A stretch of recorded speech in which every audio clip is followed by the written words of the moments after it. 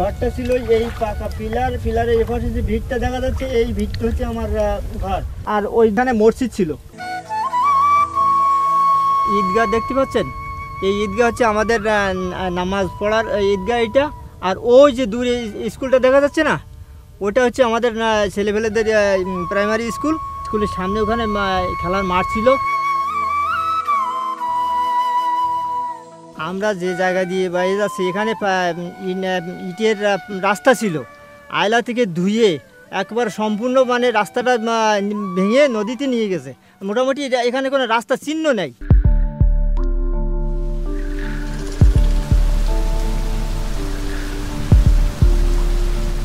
2009 সালের 25 মে বাংলাদেশের দক্ষিণাঞ্চলে উপকূলীয় 11 জেলায় অতিমাত্রার জলোচ্ছ্বাস আইলা যে আঘাত হেনেছিল, তার কারণে প্রায় 40 লাখ মানুষের জীবনে নেমে আসে অমানিসার ঘোর অন্ধকার।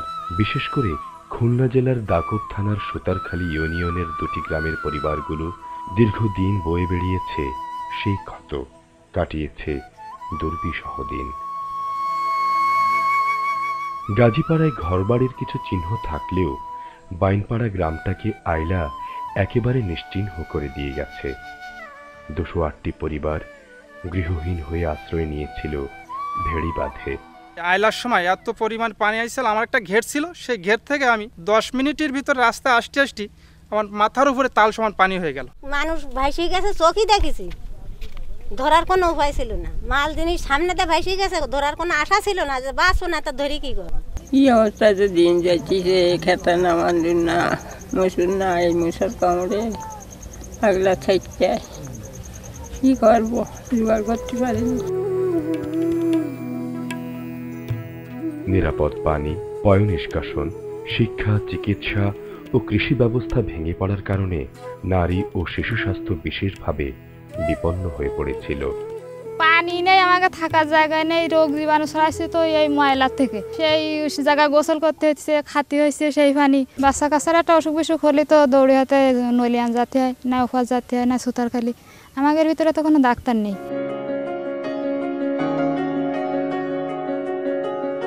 এই নিঃস্ব পরিবারগুলোর কথা বিবেচনায় এনে বাংলাদেশ সরকার আইলা পরবর্তী প্রভাব মোকাবেলায় দাকব থানার সুতারখালী ইউনিয়নের গাজীপাড়া ও বাইনপাড়া গ্রাম দুটোর অবকাঠামো পুনর্নির্মাণের প্রকল্প হাতে নেয়।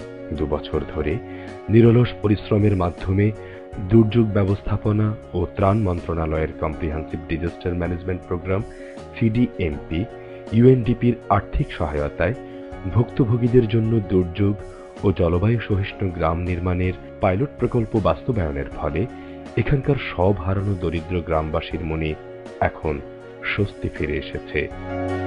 ঘর পাই আমাদের বহুত সুবিধা হয়েছে, বাচ্চা কাচ্চা চলাফেরা করতে পারতেছে, আমরা পানি খেতে পারতেছি, আমরা সবজি বাগান লাগাইছি, তরি তরকারি কিনা লাগতেছে না, পানি কিনা লাগতেছে না।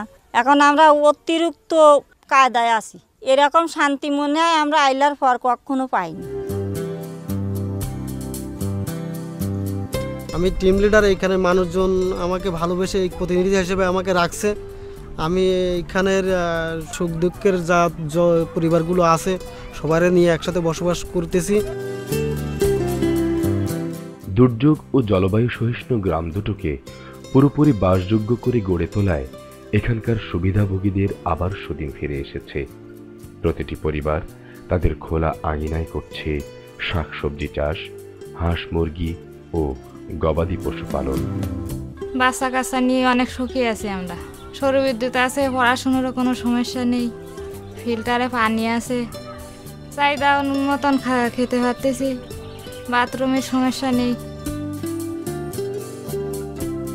আমাদের তো অষ্টন্ন পরিবারের সবার বাড়িতে রেনওয়াটার আছে, বৃষ্টির পানি ধরা আছে, এ আমরা ব্যবহার করি।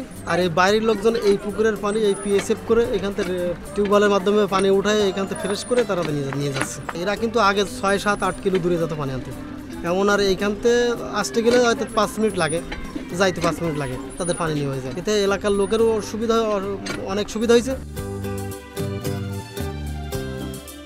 এই যে পুকুর দেখতেছেন, এরকম আরও 2টি পুকুর আছে, মোট 3টে পুকুর। আমরা খাবার পানি হিসেবে ব্যবহার করি একটা পুকুরের পানি, আর 2টা পুকুরে আমরা গোসল করি। সেখানে সবাই মিলে মাছ চাষ করা হয়। মাছ বড় হলে মাছ সবাই মিলে একসাথে মারা হয়, মেরে ভাগযোগ করে এখানে খাওয়া হয় বা বিক্রি করা হয়। বা সবাই মিলে আবার এর খরচ বহন করা হয়।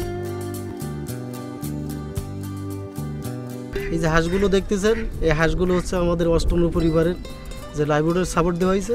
এর থেকে অনেকে হাঁস কিনছে, গরু কিনছে, ছাগল কিনছে, এগুলো তারা পালছে। এই হাঁস থেকে অনেক ডিম পাওয়া যাচ্ছে, ডিম বিক্রি করে অনেক মা বোনের যারা বাচ্চারা স্কুলে যাচ্ছে স্কুলের টিফিন খরচও তার থেকে বেরোচ্ছে। বাইনপাড়ার 58 পরিবারের যাতায়াত ও উন্নত যোগাযোগের জন্য দেয়া হয়েছে একটি আধুনিক ইঞ্জিন চালিত নৌকা। এতে গ্রামের সকল মানুষের উপজেলা ও জেলা সদরের সাথে যোগাযোগের এক নতুন দুয়ার উন্মোচিত হয়েছে। এখন কেউ অসুস্থ হয়ে পড়লে রোগীকে দ্রুত হাসপাতালে নিতে এই বাহন খুবই কার্যকরী ভূমিকা রাখছে।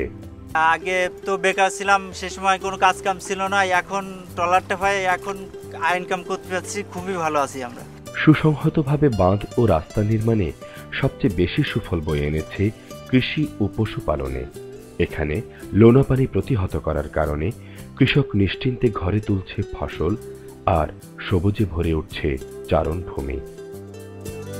বাইনপাড়া গ্রামের সুবিধাভোগীদের জন্য নির্মিত হয়েছে একটি সাইক্লোন শেল্টার কাম কমিউনিটি সেন্টার। এখানে দুর্যোগের সময় আশ্রয় গ্রহণ ছাড়াও অন্যান্য সময়ে বিভিন্ন আচার অনুষ্ঠান করতে পারছে।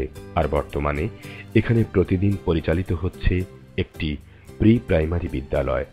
এখানে শুধু আমাদের বাচ্চা না, বাইরের বাচ্চাগুলো তারা এখানে আমাদের সাথে বসে লেখাপড়া করে। এটা এসবিআর এর কথা, ওনারা বলছে যে 200 মাইল গতিতে যদি ঝড় বা বাতাস আসে তো এই ঘরের কোনো ক্ষতি হবে না। মাঝখানে মহাসিন ঝড় আইছিল, ওই সময় আমরা বসছিলাম যে আসলে আমাদের সাহস আছে, আমরা বুঝছিলাম যে আমাদের এই ঘরেই আমরা থাকতে পারবো, বা আমরা ছিলামই সবাই মিলে যে আমাদের পাশে সাইক্লোন সেন্টার বা কমিউনিটি সেন্টার আমাদের থাকলেও আমরা সবাইকে বলছিলাম যে এই ঘরে আমাদের সেভ করবে। সিডিএমপি তো আসলে আমাদের জন্য ভালোটা কাজ করেছে। সিডিএমপিকে ধন্যবাদ জানাই যে আমরা আইলার সময় যে বানবাসী লোক নদীর মধ্যে ছিলাম, আমাদের এইখানে তুলে এনে একটু মাথা গুজার বা একটু বসবাসের ঠাঁই ব্যবস্থা করেছে। দুর্যোগ ও জলবায়ু সহিষ্ণু গ্রাম দুটো এখন পুরোপুরি আধুনিক সুযোগ সুবিধা সম্বলিত বাসযোগ্য স্থান, যা আশপাশ গাঁয়ের মানুষের কাছে এক নতুন আদর্শ। আশার কথা হচ্ছে এই পরিকল্পিত আধুনিক গ্রাম দুটো বাস্তবায়িত হবার ফলে ঘুচে গেছে বাইনপাড়া ও গাজীপাড়ার আইলা দুর্গত মানুষের দুর্ভোগ। আবার মুখরিত হয়ে উঠেছে শিশুদের কোলাহল আর হর্ষধ্বনিতে, ভরে উঠছে কৃষাণীর গোলা, পশু পাখি গাছপালায় শুরু হয়েছে নতুন প্রাণ চাঞ্চল্য। ইতিমধ্যে এখানকার সুবিধাভোগীরা দেখতে শুরু করেছে নতুন সোনালী ভোর, যে আলোয় উচ্ছ্বলিত হচ্ছে সমৃদ্ধির এক নতুন দিগন্ত। আর ভবিষ্যতে এমন কোনো প্রাকৃতিক দুর্যোগ আসলে অন্যরা যেন এদের থেকে শিক্ষা গ্রহণ করে স্বস্বক্ষেত্রে প্রয়োজনীয় ব্যবস্থা গ্রহণ করতে পারে, সেটাই হচ্ছে এ প্রকল্পের প্রত্যাশা।